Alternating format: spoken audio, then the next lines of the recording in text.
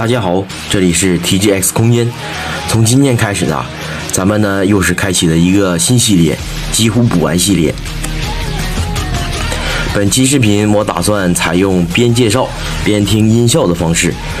如果各位喜欢这种测评方式 ，GEES 系列我就会这么测评了。今天先来测评一下几乎腰带标配里的这么几个小带扣。首先是我们的小带扣，锤子带扣。小带扣啊，这里就没什么可说的了。在 GEES 的 TV 剧中呢，前期主角团用过几次，后期啊就直接变成杂兵和路人的装备了。好，来听一下音效。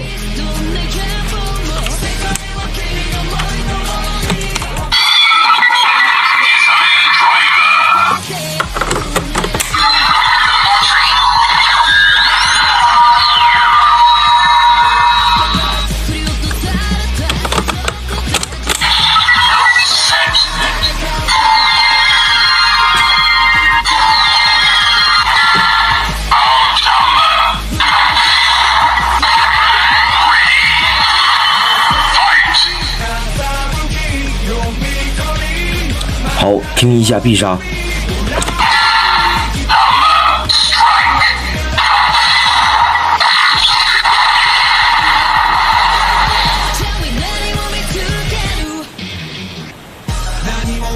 然后是我们的马格南带扣。马格南带扣在 GEES 的 TV 剧中和僵尸还有这个推进器带扣都是最先登场的一批大带扣，可谓是贯穿全剧的存在。它更是咱们营收哥的专属升级装备。除了营收哥之外呀，我个人觉得啊，熊猫用马格南其实也还挺搭。说回玩具本体，马格南带扣呢，在可动方面只有这一个特异夹和这个轮子，是可以动的。好，咱们听一下音效。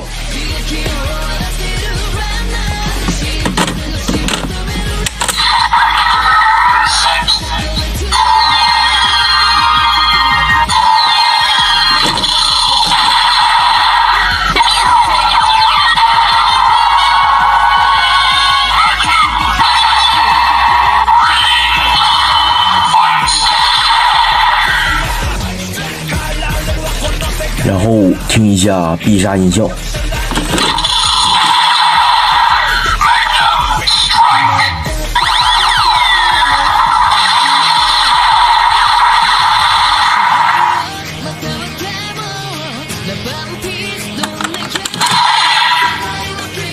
最后就是咱们的 Boost 带扣了。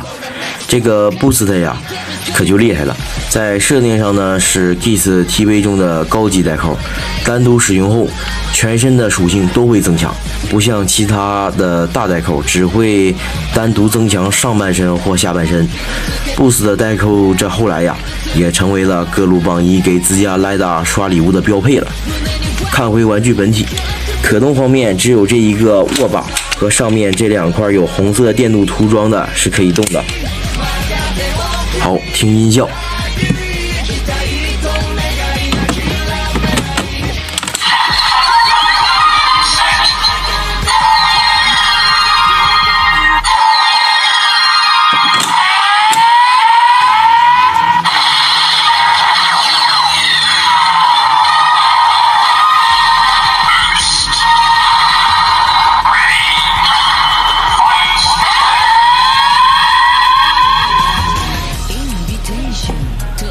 然后听一下必杀。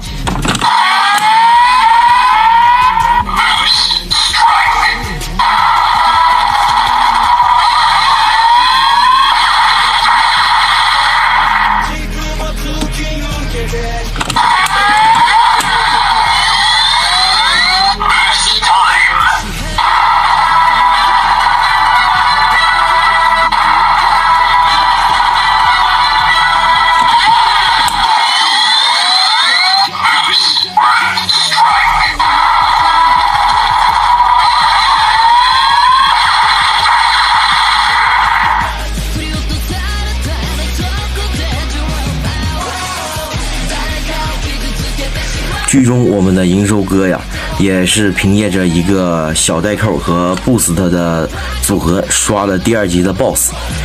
这里呢，我没有水枪代扣，就用小锤子代扣来代替一下。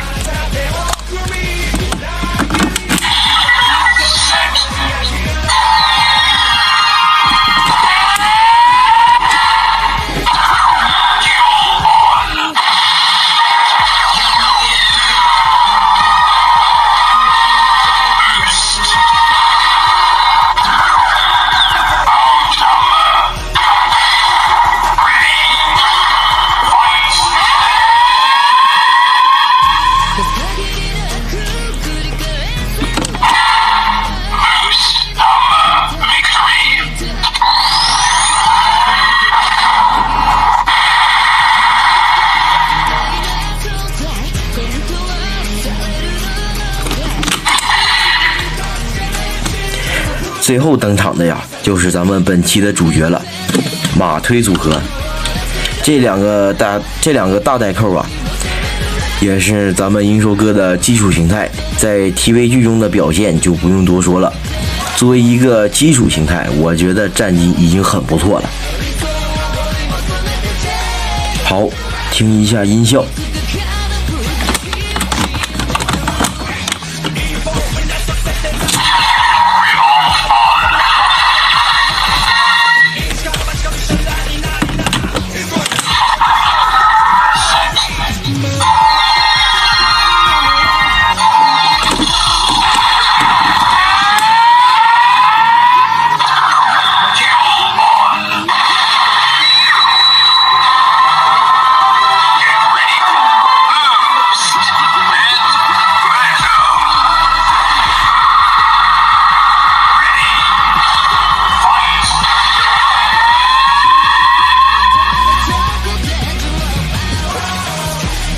这个光效真的太帅了。好，听一下必杀。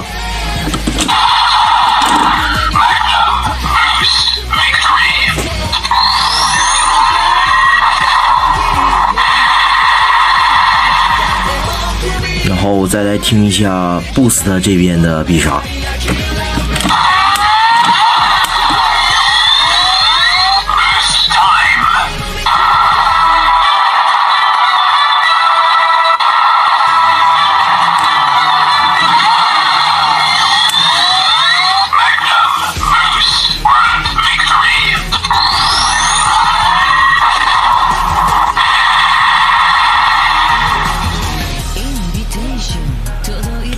好，本期视频呢到这里就结束了。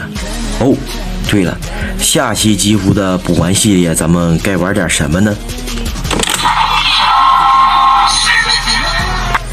感谢大家的支持，这里是 TGS 空间，下期我们不见不散，拜拜。